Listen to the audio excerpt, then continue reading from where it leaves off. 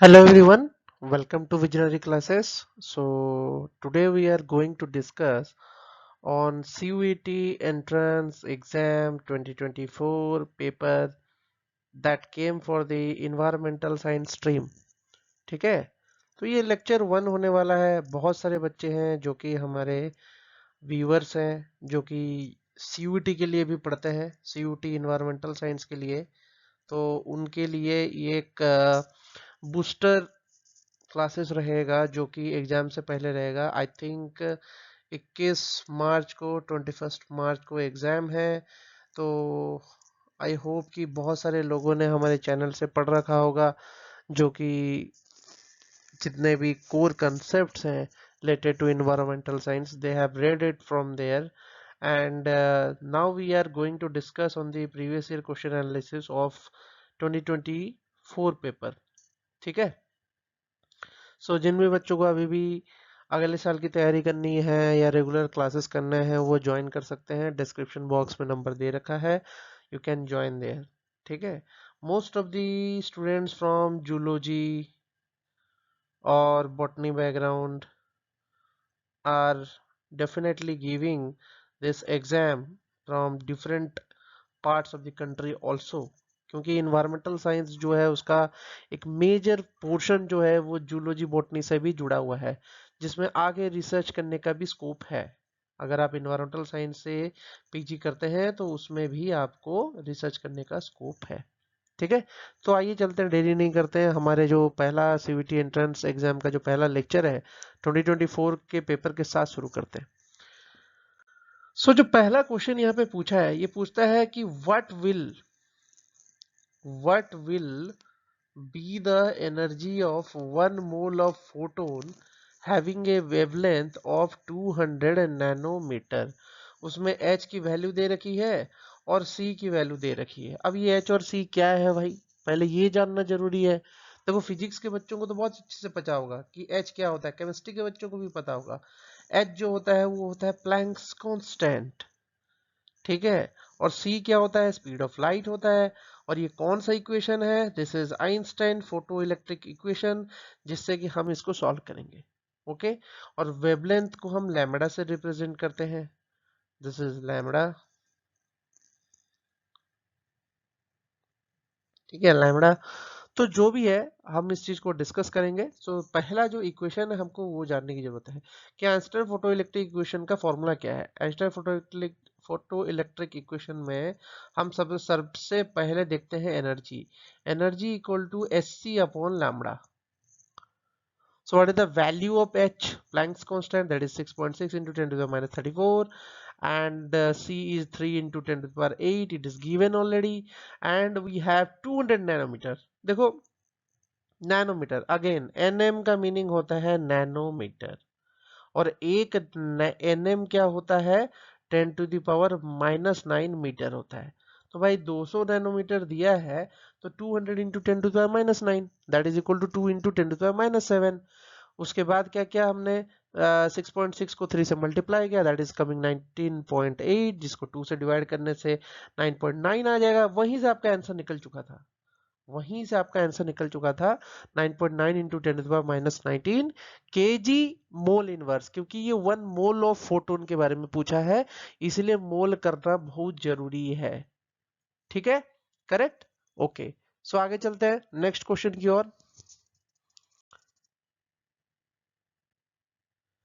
Next question में पूछा है कि एक black body has a temperature of 2900 Kelvin, the wavelength of the peak emission of the radiation emitted from it is approximately equal to. देखो ये again question है Wien's displacement law का। This question came from Wien's displacement law. तो Wien's displacement law क्या बोलता है कि lambda max into temperature T equal to B. Okay, अब ये बी क्या है कोई पूछेगा तो देखते हैं। तो लैम्बडा मैक्स क्या होता है, पीक एमिशन, जो कि हमारे पास पूछा है। टेम्परेचर पूछा है टी, वो ऑलरेडी दे रखा है, कितना दे रखा है 2900 केल्विन। अब बात आती है वाइन्स डिस्प्लेसमेंट कांस्टेंट की, ये नहीं दे रखा है भाई, इसको जानना बहुत जरूरी है। तो इसकी जो वैल्यू होती है वो कितनी होती है, 0.0029 मीटर केल्विन। ठीक है, ये इसका फॉर्मूला होता है, तो ये आपको पता होना चाहिए। 0.0029 मीटर केल्विन ये इसकी वैल्यू होती है। तो इस पे अगर हम डालेंगे ये वैल्यू कितना आएगा 0.0029 मीटर अपॉन 2900। अगर हम इक्वेशन में cross multiply, simple cross multiplication a b equal to c, तो ए निकालने के लिए बी सी अपॉन बी करना होगा। ठीक है, वही चीज कर रहे हैं, क्रॉस मल्टीप्लाई किया। तो देखो यहाँ पे जब हमने क्रॉस मल्टीप्लाई करने गए तो ये 0.0029 को हम 29 इंटू 10⁻⁻4 लिख देते हैं। यहाँ से 29 कट आउट कर देते हैं, ये 100 ऊपर चला जाएगा, तो 10⁻⁻6 मीटर, जो कि कितना होता है 1 माइक्रोमीटर। ठीक है, ये 1 माइक्रोमीटर के बराबर है, लेकिन क्वेश्चन में कहीं पे भी माइक्रोमीटर में नहीं पूछा है, नैनोमीटर में पूछा है, तो कन्वर्ट करना होगा। अब नैनोमीटर में कन्वर्ट करने के लिए 10⁻⁻9 लाना जरूरी है। ठीक है, तो मेरे को यहाँ तो और कुछ दिख नहीं रहा है, कैसे करूं? तो 1000 मल्टीप्लाई करो, 1000 डिवाइड करो, तो ये जो 1000 नीचे डिवाइड होगा ये ऊपर जाएगा, तो 10⁻⁹ हो जाएगा, और 1000 मल्टीप्लाइड ऑलरेडी है, तो ये 1000 नैनोमीटर जो है हमारा आंसर था। So this was the answer. देखो step by step clear cut answer, to the point answer करना सीखोगे तो ये क्वेश्चंस बना लोगे। तो CVT is not a big job for environmental science stream students. So जिनको भी इन्वायरमेंटल साइंस देना है तो वो इस तरीके से दे सकते हैं। चलो आगे चलते हैं। Then comes what is eddy diffusion.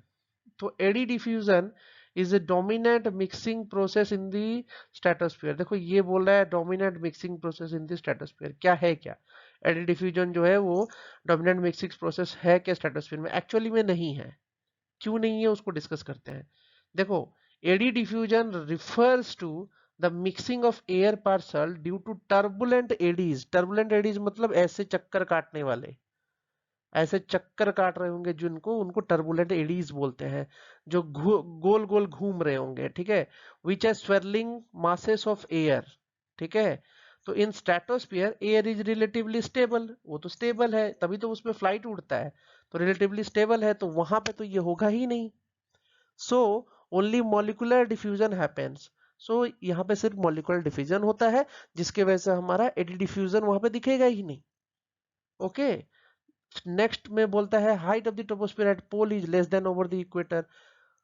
सही बात है भैया, ट्रोपोस्फियर में जो हाइट है वो इक्वेटर में ज्यादा है कंपेयर टू पोल, तो पोल में लेस होगा इक्वेटर, तो ये 100% करेक्ट है। ऐसा क्यों है वो भी देखते हैं। सपोज करो कि ये हमारा अर्थ है, ये अर्थ का सरफेस है, दिस वन, ये अर्थ का सरफेस है, जो पोल का हाइट होगा वो कम होगा। ये मान के चलो कि ये क्या है, गैस का लेयर है। अब ऐसा क्यों है? क्योंकि देखो सूरज जो होता है, सन, सन की जो रोशनी होती है वो हमेशा क्या होती है, इक्वेटर पे पड़ती रहती है हमेशा। ये 0 डिग्री लैटिट्यूड मान के चलो, इसमें हमेशा पड़ता रहता है।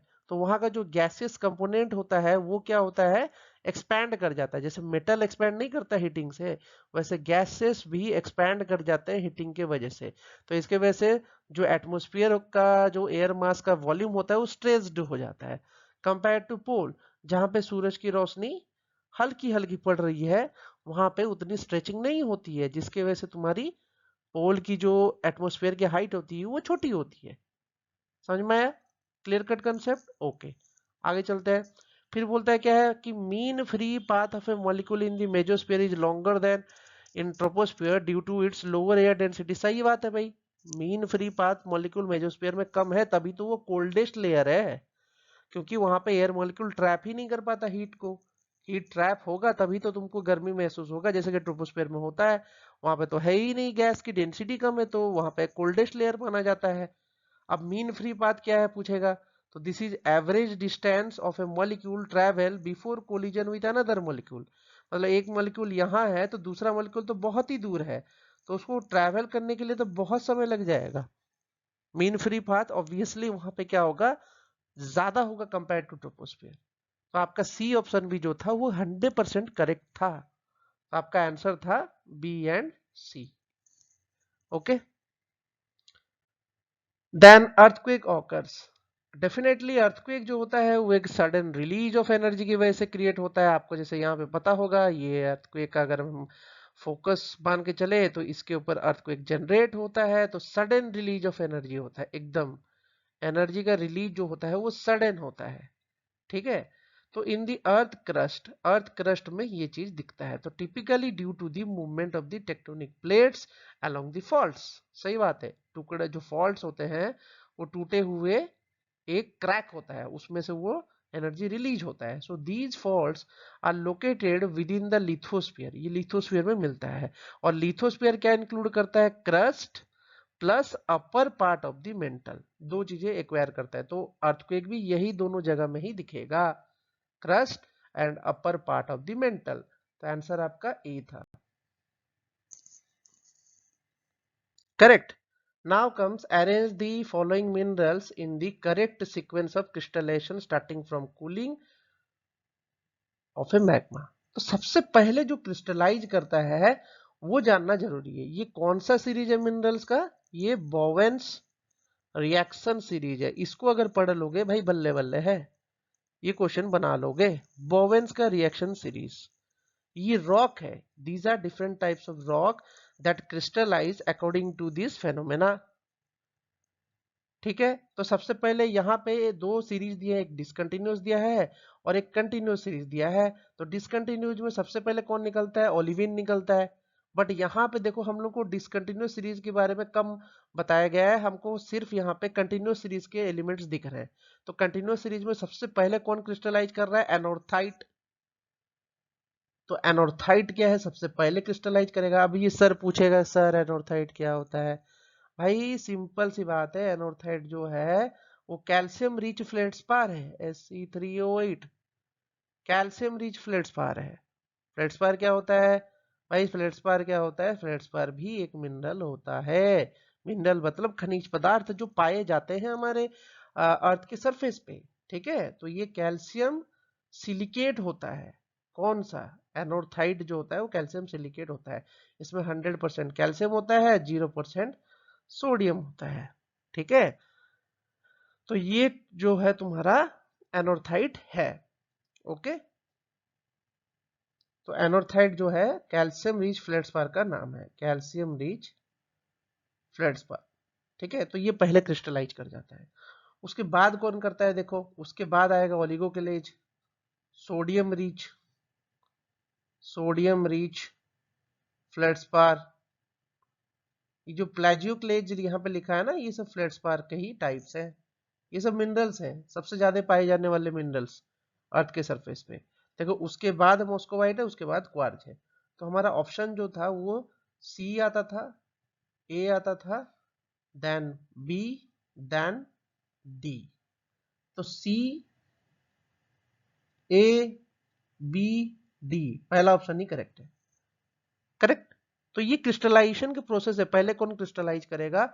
ये कहां से क्रिस्टलाइज करेगा? जब मैग्मा मैग्मा बाहर आएगा और लावा बनेगा, लावा की बन के रिलीज होगा अर्थ के सरफेस पे, तब की बात चल रही है। तभी तो हमारा रॉक्स बनेगा। ठीक है, तो वो जो रॉक्स बनेगा, वो जो मिनरल्स बनेगा, लावा के फ्लो की वजह से बनता है। तो लावा जो आता है सबसे पहले क्या क्या क्रिस्टलाइज करता है? वो इस सीक्वेंस में क्रिस्टलाइज करता है। अगर डिसकंटिन्यूअस की बात करें तो ओलिविन करेगा, फिर पायरोक्सिन करेगा, फिर एम्फिबोल करेगा, फिर बायोटाइट करेगा। These are different types of minerals. ठीक है, और जानने की क्या जरूरत है कि नीचे की तरफ जाओगे तो फ्लेड्सपार का कंपोजिशन बढ़ेगा, तो इसको फ्लेल्सिक बोलते हैं। और ऊपर जाओगे तो इस तरफ तुम्हारा अल्ट्रामेफिक हो जाएगा। अल्ट्रामेफिक मतलब आयरन और मैग्नीशियम का कंसंट्रेशन बढ़ जाएगा। ठीक है, और यहाँ पे क्या, सिलिकॉन का कंसंट्रेशन बढ़ जाएगा। ठीक है, ये चीज याद रखना, अल्ट्रामेफिक और फेल्सिक में ये डिफरेंसेस है, इतना जानने की जरूरत है। आई होप कि ये लेक्चर अच्छा लगा होगा। और भी लेक्चर्स ला रहे हैं ताकि आपका जो सीयूईटी का प्रिपरेशन एनवायरमेंटल साइंस है वो अच्छा जाए। All the best for the upcoming exam, have a nice day.